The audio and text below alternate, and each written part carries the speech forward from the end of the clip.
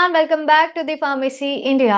आज इस क्लास के अंदर हम लोग करने वाले हैं ह्यूमन एनाटॉमी एंड फिजियोलॉजी के कुछ बेस्ट 10 एमसीक्यूज क्वेश्चन जो कि आपके आरआरबी फार्मासिस्ट के लिए जो एग्जाम होने वाला है उसके लिए काफी ज्यादा इंपॉर्टेंट होंगे। और एक चीज याद रखिएगा कि अब आपके जो फार्मासिस्ट है उसकी बहुत सारी वैकेंसीज आने वाली है, जिसके चलते फार्मेसी इंडिया ने ये नया सीरीज स्टार्ट किया है जिसमें हम लोग 100 क्वेश्चंस डिस्कस करेंगे जो कि बहुत ज्यादा इंपॉर्टेंट होंगे, अलग अलग सब्जेक्ट के होंगे। जिसके अंदर आज जो आपकी क्लास होगी वो है ह्यूमन एनाटॉमी एंड फिजियोलॉजी की। तो चलिए फिर शुरू करते हैं पहले सवाल के साथ और देखते हैं कि किस तरीके के सवाल पूछे जाते हैं। एक और इम्पॉर्टेंट चीज कि इसमें से बहुत सारे क्वेश्चन ऐसे हैं जो कि आरआरबी 2019 के एग्जाम पेपर से लिया गया है, यानी कि प्रीवियस ईयर बेस्ड क्वेश्चन भी मैं पूछूंगी। जैसे पहला सवाल हमारा है, इम्प्योर ब्लड कैरीड बाय। ये सवाल आरआरबी फार्मासिस्ट का ही है जो कि पूछा गया था 2019 के पेपर में कि जो डीऑक्सीजनेटेड ब्लड यानी कि इम्प्योर ब्लड होता है, डीऑक्सीजनेटेड ब्लड, डीऑक्सीजनेटेड ब्लड आप लोग जानते ही होंगे जिसके अंदर CO2 मिक्स्ड होता है, तो वो कौन कैरी करेगा? Aorta, pulmonary artery, pulmonary vein या फिर कोरोनरी आर्टरी। अब एक सिंपल सी चीज मैं आपको यहाँ पर बताना चाहूंगी कि किस तरीके से आपका डीऑक्सीजनेटेड ब्लड कैरी होता है। देखिए, मान लीजिए ये आपका 4 चैम्बर्ड हार्ट है, left auricle, left ventricle, right auricle, right ventricle. नीचे वाली तरफ ऐसे लेकर चलेगा, नीचे वाली तरफ आपके बॉडी टिश्यूज है, बॉडी टिश्यूज, और इसके बाद ऊपर वाली तरफ लंग्स है। ठीक है, तो ऐसे आप लोग मानकर चलिएगा। अब सवाल ये है कि जो इम्प्योर ब्लड यानी डीऑक्सीजनेटेड ब्लड है जो कि बॉडी टिश्यू से वापस आपके हार्ट के अंदर जाता है, वो कौन कैरी करेगा? या फिर ये स्पेसिफाई इन्होंने नहीं किया है कि आपका हार्ट टू लंग्स जा रहा है या फिर बॉडी टिश्यू से वापस हार्ट जा रहा है, लेकिन सवाल बहुत आसान से पूछा गया है, aorta, pulmonary artery, pulmonary vein या फिर कोरोनरी आर्टरी। अगर आप जानते हैं कि artery normally oxygenated blood carry करती है ना, तो अरोटा एक आर्टरी है, ये भी ऑक्सीजनेटेड ब्लड कैरी करेगा। इसी की तरह pulmonary artery and pulmonary vein, ये दोनों होते हैं एक्सेप्शन, एक्सेप्शन, क्योंकि नॉर्मली आर्टरीज कैरी करती है oxygenated blood, normally veins carry करती है deoxygenated blood, but pulmonary artery बिल्कुल ऑपोजिट चलेंगी, यानी कि ये कैरी करता है डीऑक्सीजनेटेड ब्लड। कहां से कहां तक कैरी करेगा? ये आपके हार्ट से लेकर लंग्स के बीच तक, हार्ट से लेकर लंग्स तक के बीच में ये कैरी करता है डीऑक्सीजनेटेड ब्लड। क्लियर है? तो सही ऑप्शन वैसे तो पल्मोनरी आर्टरी हो जाएगा, लेकिन फिर भी मैं आपको और भी ऑप्शंस क्लियर कर दूं।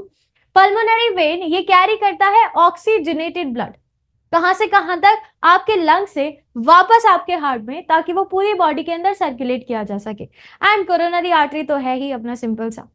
तो ये है इसका सही आंसर, ऑप्शन नंबर बी। 2019 का ये सवाल है, तो याद रखिएगा, पूछा जा सकता है। नेक्स्ट क्वेश्चन है, number of chromosomes in a cell.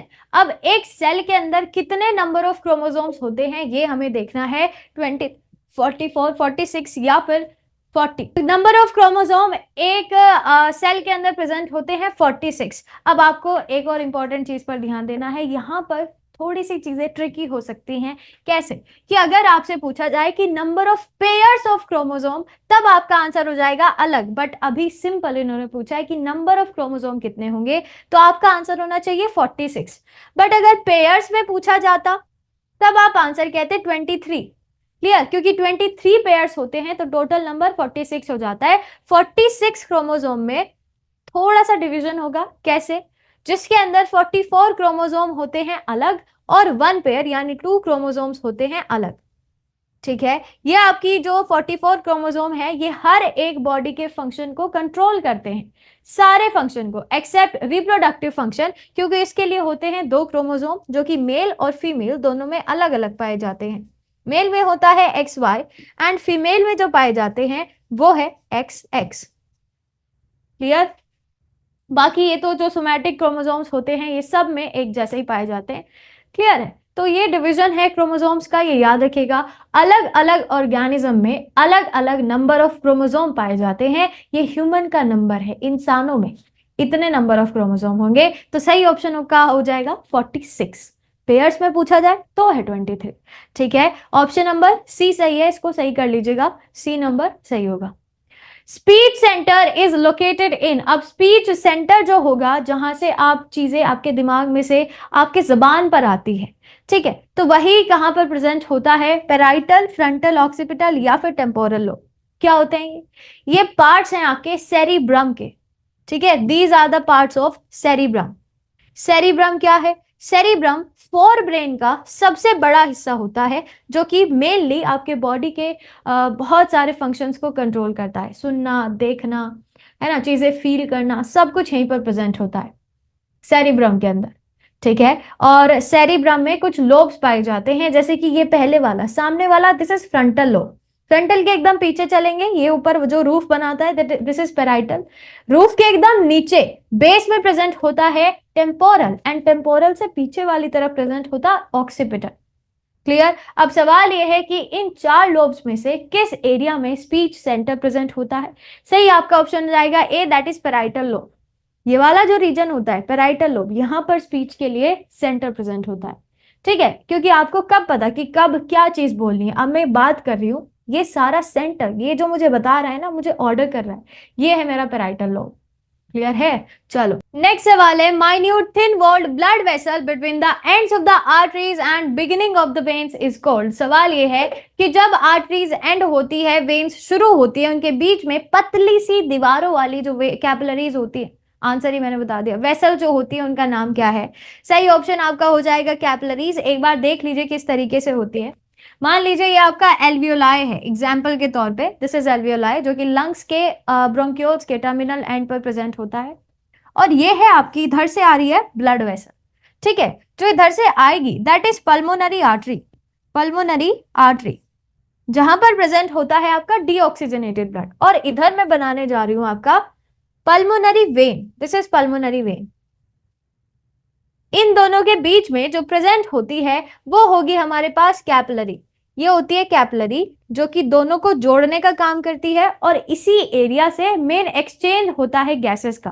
क्या मतलब है, मान लीजिए इधर से आया है CO2, ठीक है, तो CO2 अब कैपिलरी के थ्रू एल्वियोलाई के अंदर जाएगा, और एल्वियोलाई से क्या वापस आएगा हमारे पास O2, यहां से इधर वाली तरफ O2 आएगा, और इधर से फिर ऑक्सीजनेटेड ब्लड आपके हार्ट के अंदर जाएगा, हार्ट के बाद वो जाएगा आपके बॉडी के टिश्यूज तक, एंड बॉडी के टिश्यूज से वापस वही सर्कुलेशन आपका कंटिन्यू हो जाएगा, ठीक है। तो ये काम होता है आपका कैपिलरीज का। इसी तरीके से आपके हर एक एरिया में जहां पर वेसल्स और जो आपकी आर्टरीज और वेन्स है वो आपस में मिलती है, उन्हीं के बीच में प्रेजेंट होती है कैपिलरीज हर एक एरिया में।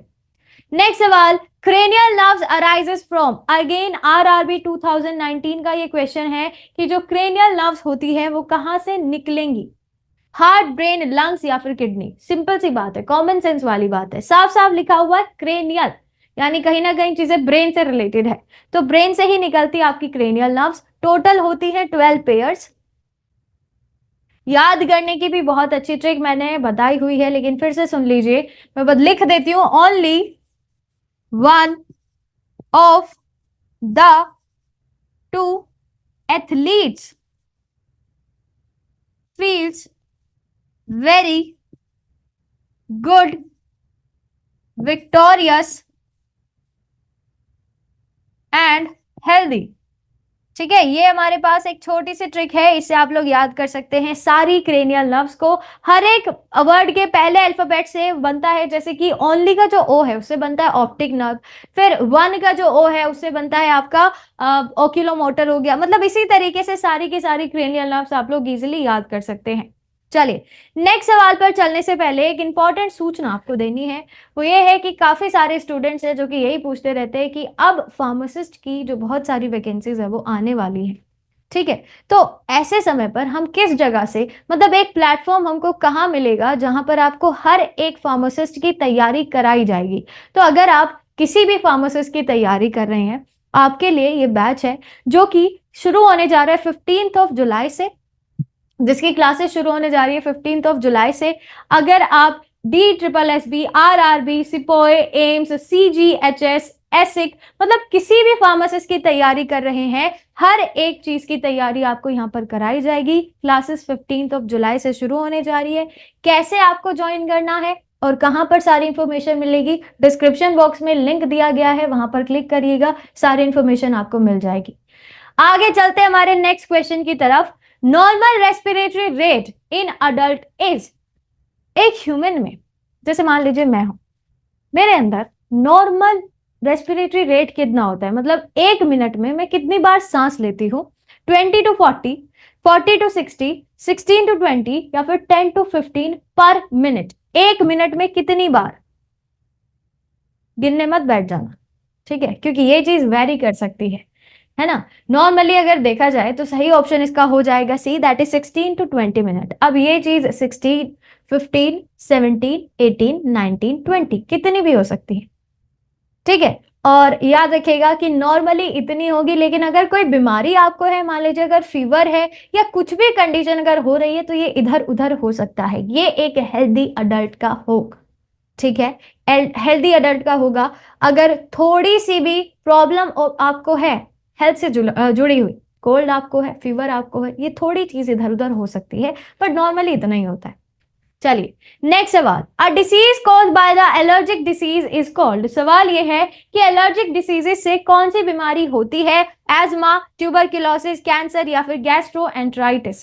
सही ऑप्शन इसका ए हो जाएगा, सिंपल सी बात है। एजमा एक ऐसी कंडीशन है, आपने देखा होगा बहुत सारे लोगों को वो पंप यूज करते हुए, ठीक है, जिनको धुएं से प्रॉब्लम होती है, मिट्टी से प्रॉब्लम होती है, डस्ट वाले एरिया में वो जाते ही नहीं है, जहां पर धुआं होता है वहां पर वो जाना अवॉइड करते हैं, क्योंकि बेसिकली एजमा एक ऐसी कंडीशन होती है जिसमें जो रेस्पिरेटरी वाला सिस्टम है ना, मतलब लंग्स, एल्वियोलाई, कैपिलरी, ये जो सिस्टम है ये गड़बड़ा जाता है। हमारे बॉडी के अंदर जब रेस्पिरेशन चलता है तो नॉर्मली कॉन्ट्रैक्शन होता है, रिलैक्सेशन होता है, कॉन्ट्रैक्शन होता है, रिलैक्सेशन होता है। जब हम नॉर्मली सांस लेते हैं तो जब इनहेलेशन होगा कॉन्ट्रैक्शन होता है, जब आप बाहर सांस छोड़ते हैं तो वो चीजें रिलैक्स हो जाती हैं। बट अगर यही नहीं होगा, this condition is known as asthma, जो कि उनको सांस लेने में प्रॉब्लम क्रिएट करता है, और यही होता है एलर्जिक डिसीजेस से, ठीक है। चलिए नेक्स्ट सवाल, the hormone that is injected to pregnant women at the age of delivery is called. कौन सा एक ऐसा हार्मोन है जो कि प्रेग्नेंट वुमेन के अंदर इंजेक्ट किया जाता है जब डिलीवरी होनी होती है उस समय पर? वैसोप्रेसिन, ऑक्सीटोसिन, एंड्रोजन या फिर एस्ट्रोजन।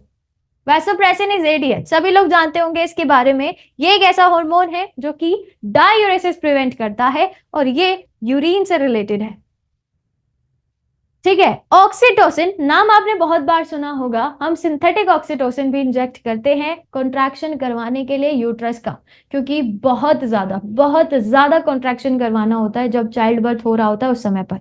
सही ऑप्शन हो जाएगा इसका बी, दैट इज ऑक्सीटोसिन। सवाल घुमा फिरा के पूछा जा सकता है कि ऑक्सीटोसिन बना कहाँ, रिलीज कहाँ से हुआ? फॉर्मेशन आप कहेंगे, फॉर्मेशन अगर पूछा जाएगा तो आपका आंसर होना चाहिए हाइपोथैलेमस, बट अगर सिक्रीशन पूछा जाए तो आपका जो आंसर होगा that should B pituitary gland, ठीक है, पिट्यूटरी ग्लैंड, वो भी पोस्टीरियर पिट्यूटरी ग्लैंड। और एंड्रोजन होता है जो कि टेस्टोस्टेरोन का प्रिकर्सर है कह सकते हैं, and oestrogen release by ovary in female.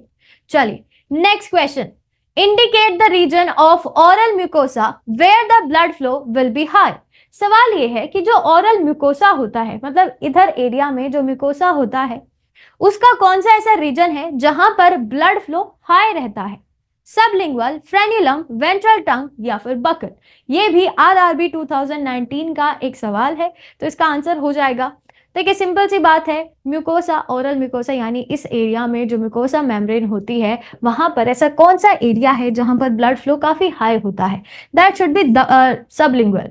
फ्रेन्युलम क्या होता है? एक कनेक्शन है टंग और ओरल कैविटी के बीच का, ठीक है। इसके बाद वेंट्रल ट्रंक जानते हैं, वेंट्रल का मतलब होता है साइड वाली, सॉरी वेंट्रल का मतलब होता है सामने वाली टंग, एंड बकल या पूरा का पूरा जो एरिया है दिस इज बकल, ठीक है। सही ऑप्शन इसका हो जाएगा ए, दैट इज सबलिंगुअल, जहां पर जो ब्लड फ्लो है वो काफी ज्यादा हाई होता है, ठीक है। चलो, next and last question, the smallest bone in the human body is, human body में सबसे छोटी बोन कौन सी होती है? मेलियस, इनकस, स्टेपीज या फिर स्टर्नम? अब देखो, मेलियस, इनकस एंड स्टेपीज ये तीनों हैं ईयर बोन्स, जिनको आप ईयर ऑसिकल्स के नाम से भी जानते हैं। ये मिडल ईयर में प्रेजेंट होती है तीनों बोन्स, तीनों को आप इस छोटे से उंगली पर रख सकते हैं, इतनी छोटी होती है।